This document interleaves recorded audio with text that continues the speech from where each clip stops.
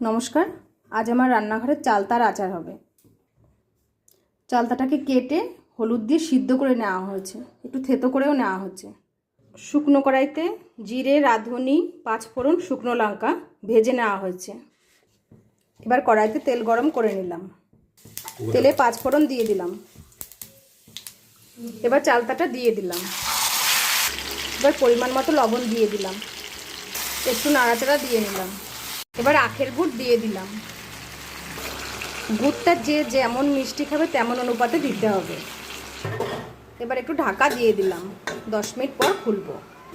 ভেজে নেওয়া মশলাটা এই যে গুঁড়ো করে নিয়েছি, এবার মশলাটা দিয়ে দেবো। এবার নাড়িয়ে চাড়িয়ে নামিয়ে নেব। রেডি আমার চালতার আচার। আমার এই রেসিপি যদি ভালো লাগে অবশ্যই কমেন্ট করে জানাবেন। আর এখনও যারা চ্যানেলটাকে সাবস্ক্রাইব করেননি অবশ্যই চ্যানেলটাকে সাবস্ক্রাইব করে নেবেন। Thank you.